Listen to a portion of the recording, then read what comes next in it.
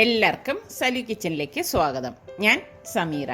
ഇപ്പം നമ്മൾ കണ്ടിട്ട് 2-3 ദിവസമായല്ലേ.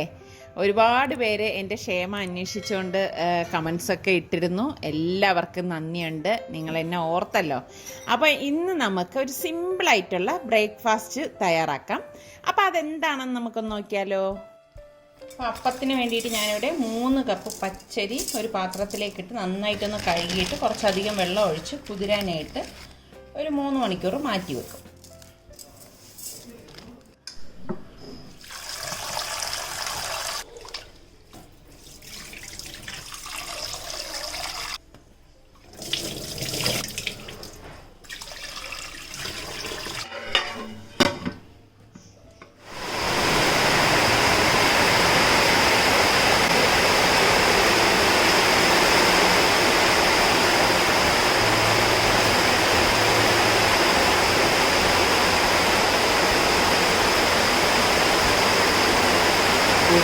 മഴ.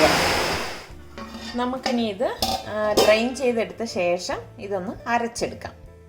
ഞാനിവിടെ ഒരു ബൗൾ എടുത്തിട്ടുണ്ട്. ഇതിലേക്ക് ഞാൻ 1/2 ടീസ്പൂൺ ഈസ്റ്റ് ഇട്ട് കൊടുക്കണം. 1/2 ടീസ്പൂൺ മാത്രം മതിയാവും കേട്ടോ, കൂടിപ്പോരുത്. കൂടിപ്പോയി കഴിഞ്ഞാൽ നമുക്ക് ആ ഈസ്റ്റിൻ്റെ ആ ഒരു മണവും ആ ഒരു ടേസ്റ്റും ഒക്കെ വരും. അപ്പോൾ അത് വരാതിരിക്കാനാണ് വെറും 1/2 ടീസ്പൂണേ എടുത്തിട്ടുള്ളൂ.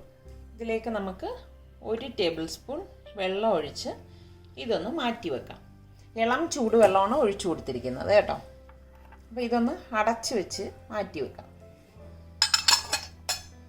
അരി ഞാനിവിടെ ഡ്രെയിൻ ചെയ്തെടുത്ത് വെച്ചിട്ടുണ്ട്. നമുക്കിനി ഇത് അരച്ചെടുക്കാം. മിക്സിയുടെ ജാർ എടുത്തിട്ട് ഞാനിവിടെ 2 ബാച്ചായിട്ടാണ് ഇത് അരച്ചെടുക്കുന്നത്.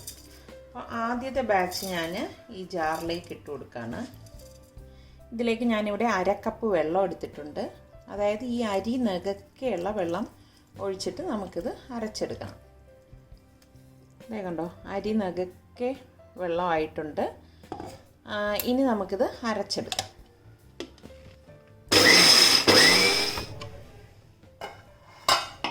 ഇവിടെ ഞാൻ അരച്ചെടുത്തിട്ടുണ്ട് കേട്ടോ. അപ്പം നമുക്കിനി ഇത് ഒരു ബൗളിലേക്ക് മാറ്റാം.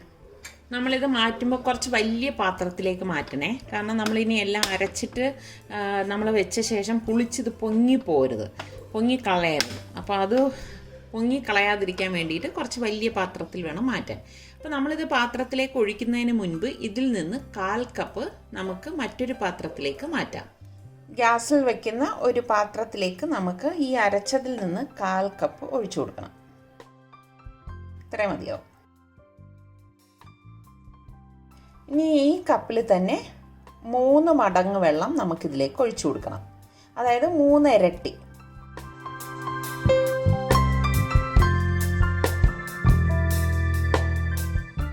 കാൽ കപ്പ് അരിമാവ് നമ്മൾ അരച്ചതിൽ നിന്ന് ഈ പാത്രത്തിലേക്ക് മാറ്റിയിട്ടുണ്ട്.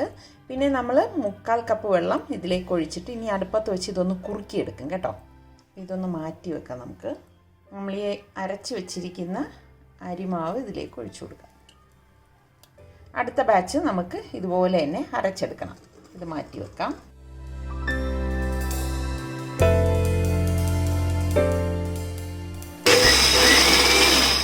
ഇതിവിടെ നന്നായിട്ട് അരഞ്ഞു വന്നിട്ടുണ്ട്. ഇത് നമുക്ക് ആദ്യം അരച്ച ആ മാവിൻ കൂട്ടിലേക്ക് ഒഴിച്ചു കൊടുക്കാം.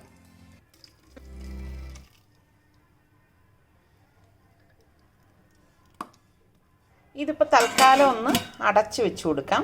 ഇനി നമ്മൾ 1-2 കാര്യം കൂടി ചേർത്ത് അരച്ചെടുക്കുന്നുണ്ട്. അതെന്താണെന്ന് നോക്കാം. അപ്പോൾ നമ്മളിത് ഗ്യാസിലേക്ക് വെച്ചിട്ട് ഫ്ലെയിം നന്നായിട്ടൊന്ന് കുറച്ച് കൊടുക്കണം. കുറച്ച് കൊടുത്ത ശേഷം ഇത് ഇളക്കി ഒന്ന് കുറുക്കിയെടുക്കണം. ഇതിന് കപ്പി കാച്ചുക എന്ന് പറയും. കട്ടയില്ലാതെ ഒന്ന് കുറുക്കിയെടുക്കണം കേട്ടോ. ഫ്ലെയിം കൂട്ടി വെച്ചിട്ട് കുറുക്കിയെടുക്കരുത്. വളരെ ലോ ഫ്ലെയിമിൽ വെച്ചിട്ട് വേണം നമ്മളിത് കുറുക്കിയെടുക്കാനുള്ളത്. നമ്മൾ എളുപ്പം ജോലി തീർക്കാൻ വേണ്ടിയിട്ട് ഫ്ലെയിം കൂട്ടി വെച്ച് കുറുക്കിയെടുത്താൽ ശരിയാകത്തില്ല കേട്ടോ. അതുകൊണ്ടാണ് ഞാൻ പറഞ്ഞത് നമ്മളിത് തീ വളരെ കുറച്ച് വെച്ചിട്ട് വേണം ഇത് കുറുക്കിയെടുക്കാനുള്ളത്. അതുപോലെ തന്നെ 1/4 കപ്പ് നമ്മൾ അരി അരച്ചതിൽ നിന്ന് എടുത്തതിന് അതിൻ്റെ 3 ഇരട്ടി വെള്ളം തന്നെ ചേർക്കണം. അതിൽ കുറവ് വരരുത് കേട്ടോ. ഇപ്പോൾ കണ്ടോ, ഈ മാവ് ഇവിടെ കുറുകി വരുന്നുണ്ട്. നമുക്കിങ്ങനെ ഇളക്കിയെടുക്കുമ്പോൾ തന്നെ മനസ്സിലാവും. കൈയെടുക്കാതെ ഇളക്കി കൊടുക്കണേ.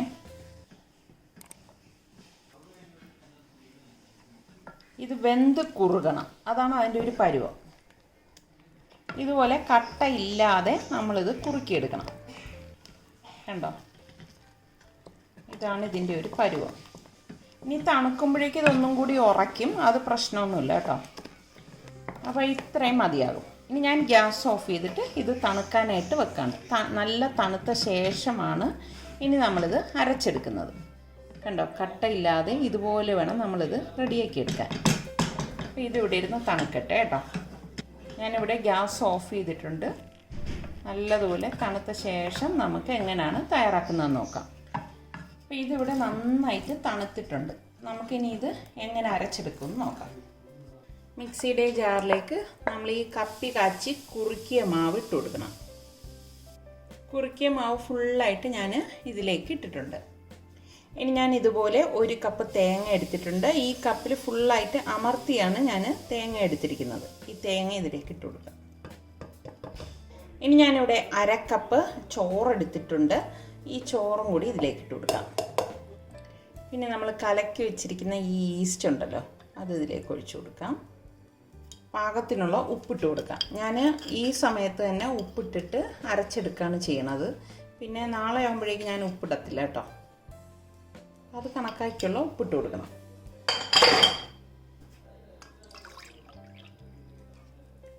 ഞാനിവിടെ 2 കപ്പ് വെള്ളം ഇതിലേക്ക് ഒഴിച്ചു കൊടുക്കണം.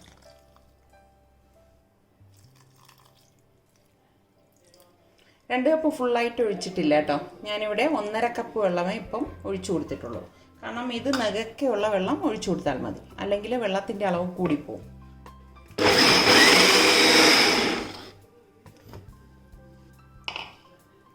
എല്ലാം നന്നായിട്ട് അരഞ്ഞിട്ടുണ്ട്. ഇനി നമുക്ക് അരച്ച് വെച്ചിരിക്കുന്ന മാവിൻ്റെ കൂട്ടിലേക്ക് ഈ മിക്സിങ് ഒഴിച്ചിട്ട് നന്നായിട്ടൊന്ന് ഇളക്കി കൊടുക്കാം.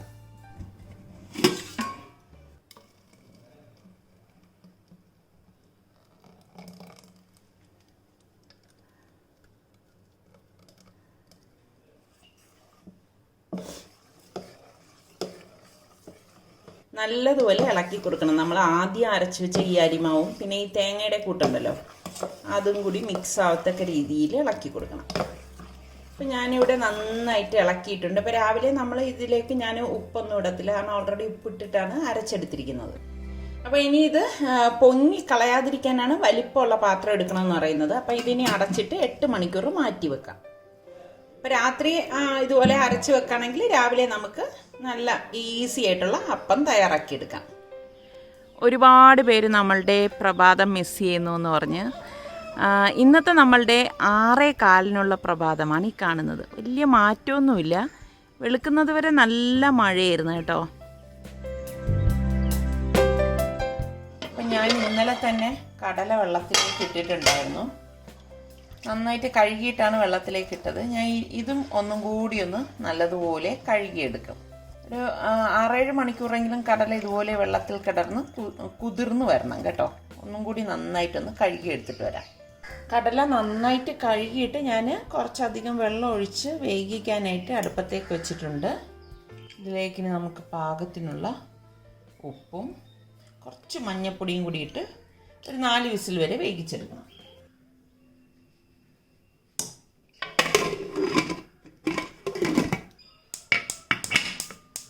നാല് വിസിൽ കേട്ട് കഴിഞ്ഞ് ഇതിനുള്ളിൽ ഗ്യാസ് ഓഫ് ചെയ്ത് സ്റ്റീം എല്ലാം പോയ ശേഷം മാത്രമേ നമ്മൾ കുക്കർ ഓപ്പൺ ചെയ്യത്തുള്ളൂ. അപ്പോൾ നമുക്ക് ഈ സമയം കൊണ്ട് ഇതിലേക്കുള്ള മസാല തയ്യാറാക്കിയെടുക്കാം. ഞാൻ 4 വിസിൽ കേട്ട് കഴിഞ്ഞപ്പോൾ ഓഫ് ചെയ്തിട്ടുണ്ടായിരുന്നു. അപ്പോൾ ഇതിൻ്റെ സ്റ്റീമൊക്കെ പോയിട്ടുണ്ട്. ഇപ്പം ഇതേ കണ്ടോ. അപ്പോൾ നമ്മളുടെ കടലയൊക്കെ ഇതേ ഇവിടെ പാകത്തിന് വെന്തിട്ടുണ്ട് കണ്ടോ.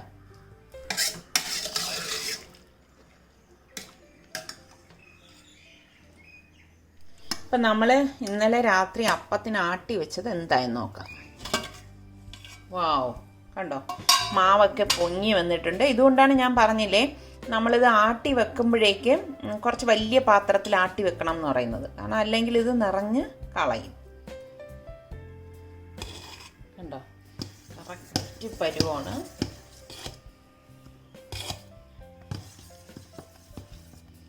ഈസ്റ്റൊന്നും നമ്മൾ ഒരുപാട് ഇടരുത് കേട്ടോ. ഒരുപാട് ഇട്ട് കഴിഞ്ഞാൽ അല്ലാതെ ഈസ്റ്റിൻ്റെ മണമായിരിക്കും. പിന്നെ കഴിക്കുമ്പോഴൊക്കെ ഈസ്റ്റിൻ്റെ മണമായിരിക്കും. അപ്പം ഞാൻ പറഞ്ഞ അത്രയും മാത്രം ഇട്ടാൽ മതി. ഈസ്റ്റ് ഇട്ടില്ലെങ്കിലും കുഴപ്പമൊന്നുമില്ല. പക്ഷെ ഇപ്പോഴത്തെ നമ്മൾ ഈ ക്ലൈമറ്റിന് കുറച്ച് ഈസ്റ്റ് ഇടണം. ഇതുപോലെ നമ്മൾ ഈ പതയുള്ള മാവാണ് ഇങ്ങനെ കോരി ചട്ടിയിലേക്ക് ഒഴിച്ചിട്ട് ചുറ്റിച്ചെടുക്കുന്നത്. കണ്ടോ, ഇതാണ് ഇതിൻ്റെ ഒരു കൺസിസ്റ്റൻസി എന്ന് പറഞ്ഞാൽ. മാവ് കാണുമ്പോൾ തന്നെ അറിയാം നല്ല അപ്പമായിരിക്കും ഉണ്ടാകുന്നതാണ്. ഒരു ഇരുമ്പ് ചട്ടി അടുപ്പത്തേക്ക് വെച്ച് ചൂടാകുമ്പോഴേക്കും ഞാനിതിലേക്ക് 2 ടേബിൾ സ്പൂൺ വെളിച്ചെണ്ണ ഒഴിച്ചു കൊടുക്കുകയാണ്. ഇതിലേക്ക് ഞാനിവിടെ 4 ഗ്രാമ്പും ചെറിയ 2 പീസ് പട്ടയും പിന്നെ ഒരു 3 ഏലക്കയും കൂടി ഇട്ട് കൊടുക്കുകയാണ്. പിന്നെ ഞാനിവിടെ 2 സവാള സ്ലൈസ് ചെയ്തെടുത്തിട്ടുണ്ട്, അതും കൂടി ഇട്ട് കൊടുക്കാം. ഇതുപോലെ ചെറിയ ഒരു പീസ് ഇഞ്ചിയുണ്ട്, ഈ ഇഞ്ചിയിലേക്കൊന്ന് ഇതുപോലെ ഒന്ന് കട്ട് ചെയ്തിട്ട് കൊടുക്കാം. പിന്നെ ഞാനിവിടെ ഒരു പച്ചമുളക് എടുത്തിട്ടുണ്ട്, അതും കൂടി ഇതുപോലെ ഇട്ടിട്ട് ഇതൊന്ന് വഴറ്റി കൊടുക്കാം. വളരെ കനം കുറച്ച് നമ്മൾ ഈ സവാള വഴറ്റണം എന്നില്ല കേട്ടോ. അപ്പോൾ ചെറിയ ഉള്ളിയാണ് നിങ്ങളുടെ കയ്യിലുണ്ടെങ്കിൽ ഒരു 10-20 ചെറിയ ഉള്ളി ഇതുപോലെ അരിഞ്ഞെടുത്തിട്ട് വഴറ്റിയെടുത്താലും നല്ല ടേസ്റ്റാണ് കേട്ടോ. ഉള്ളിയൊക്കെ ഇവിടെ ഒന്ന് വഴണ്ടി വരുമ്പോഴേക്ക് ഏകദേശം 1/2 കപ്പ് തേങ്ങ ഞാൻ ഇതിലേക്ക് ഇട്ടിട്ട് ഇളക്കി കൊടുക്കും. ഞാനിതിന് മുൻപും കടലക്കറിയൊക്കെ പല വീഡിയോസിൽ ചെയ്തിട്ടുണ്ടായിരുന്നു. പക്ഷേ ഒന്നിനോട് താരതമ്യം തോന്നുന്ന രീതിയിലല്ല ഞാൻ തയ്യാറാക്കുന്നത്. അപ്പോൾ അതിൻ്റെയൊക്കെ ലിങ്ക് വേണമെങ്കിൽ ഞാൻ ഇതിൻ്റെ ഡിസ്ക്രിപ്ഷൻ ബോക്സിൽ കൊടുത്തിരിക്കാം. ഇനി ഞാനിതിലേക്ക് പൊടികൾ ഇട്ട് കൊടുക്കുകയാണ്. 1 ടീസ്പൂൺ മഞ്ഞൾപ്പൊടിയും 1/2 ടീസ്പൂൺ കുരുമുളക് പൊടിയും 1/2 ടീസ്പൂൺ ഗരം മസാല പൊടിയും 3 ടീസ്പൂൺ മല്ലിപ്പൊടിയും 2 ടേബിൾ സ്പൂൺ കാശ്മീരി ചില്ലി പൗഡറും പാകത്തിനുള്ള ഉപ്പിട്ട് ഇതിളക്കി കൊടുക്കാം. ഇതുപോലെ ഒന്ന് ഇളക്കി കൊടുത്ത് ഈ പൊടിയുടെ പച്ച മണമൊക്കെ മാറുമ്പോഴേക്കും ഞാനിവിടെ ഒരു ടൊമാറ്റോ എടുത്തിട്ടുണ്ട്. ഈ ടൊമാറ്റോ ഇതിലേക്ക് കട്ട് ചെയ്തിട്ട് കൊടുക്കാം.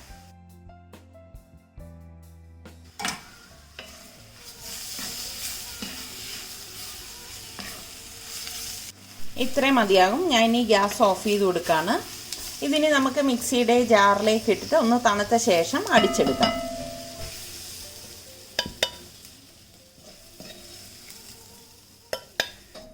ഇനി ഈ ഇരുമ്പുചട്ടി കഴുകുകയൊന്നും വേണ്ട, ഇതേ ഇരുമ്പുചട്ടിയിൽ തന്നെയാണ് നമ്മൾ തയ്യാറാക്കുന്നത് കേട്ടോ.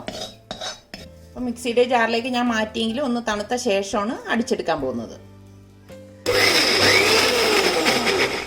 വെള്ളം ചേർക്കാതെയാണ് നമ്മളിപ്പോൾ ഇത് അടിച്ചെടുത്തിരിക്കുന്നത്. അപ്പോൾ ഇനി ഞാൻ ഇതിലേക്ക് 1/2 കപ്പ് വെള്ളം കൂടി ഒഴിച്ചിട്ട് അടിച്ചെടുക്കുകയാണ് ചെയ്യുന്നത്.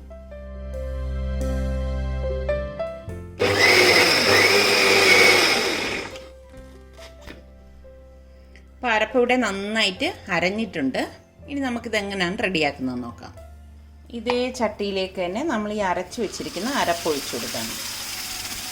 പാകത്തിന് വെള്ളം ഒഴിച്ച് ഇതൊന്ന് ഇളക്കി കൊടുക്കാം. ഇനി നമ്മൾ കടലയിട്ട് മിക്സ് ചെയ്ത ശേഷം മാത്രമേ പാകത്തിന് വെള്ളം ചേർത്ത് കൊടുക്കത്തുള്ളൂ കേട്ടോ.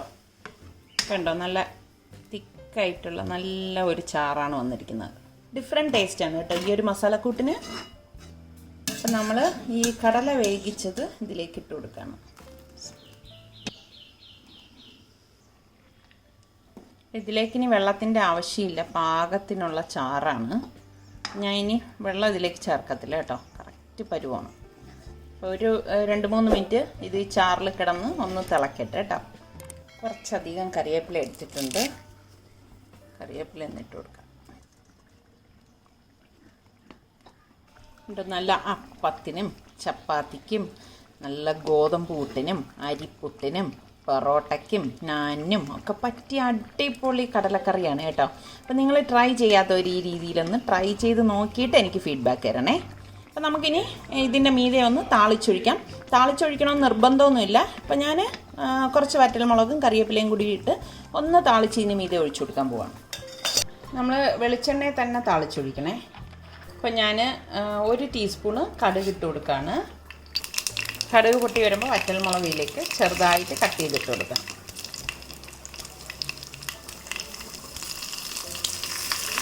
പിന്നെ ഗ്യാസ് ഓഫ് ചെയ്തിട്ട് കറിവേപ്പില ഇട്ട് കൊടുക്കാം. ഇത്രയേ ഉള്ളൂ, നമ്മളുടെ അടിപൊളി കടലക്കറി റെഡിയാണ്.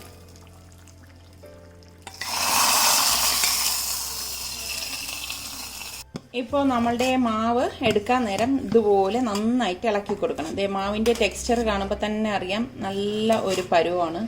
ഇതാണ് അപ്പത്തിൻ്റെ മാവിൻ്റെ ഒരു കൺസിസ്റ്റൻസി എന്ന് പറയുന്നത്. പിന്നെ അപ്പം ഉണ്ടാക്കുമ്പോൾ പ്രത്യേകം ശ്രദ്ധിക്കേണ്ട ഒരു കാര്യം, പാൻ ഓവർ ഹീറ്റ് ആവാൻ പാടില്ല. ചൂടായ ശേഷം ഫ്ലെയിം ഒന്ന് കുറച്ചു കൊടുക്കണം. കുറച്ചു കൊടുത്തിട്ടാണ് നമ്മൾ മാവ് ഇതിലേക്ക് കോരി ഒഴിച്ചിട്ട് ചുറ്റിച്ചു കൊടുക്കുന്നത്.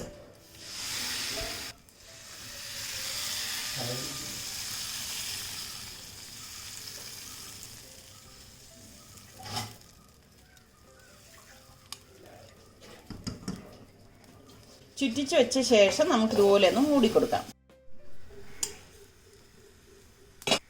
നമ്മളുടെ അപ്പം ഇവിടെ റെഡി ആയിട്ടുണ്ട്. കണ്ടോ, നല്ല സോഫ്റ്റ് അപ്പമാണ്.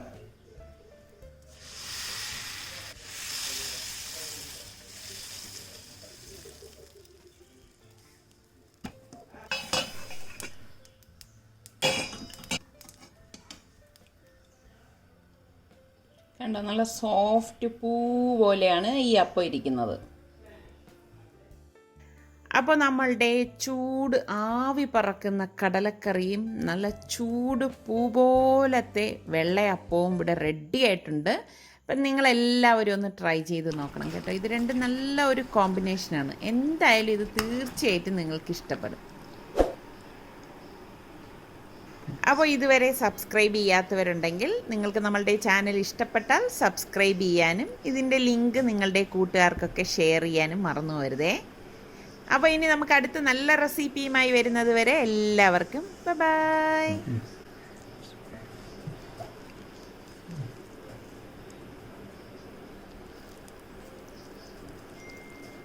കഴിച്ചിട്ട് എങ്ങനെയുണ്ടെന്ന് പറയണേ. നല്ല ചൂടാണ്. നല്ല ചൂടപ്പവും നല്ല ചൂടാവി പറക്കുന്ന കടലക്കറി. നമുക്കിതിൽ കാണാമോന്നറിയില്ല ആവി പറക്കുന്നത്. ഇങ്ങനെ എടുത്ത് വായിലോട്ട് വെച്ച് കഴിഞ്ഞാൽ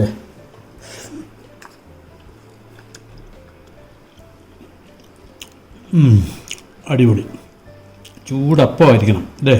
ചൂടപ്പവും ചൂട് കറിയും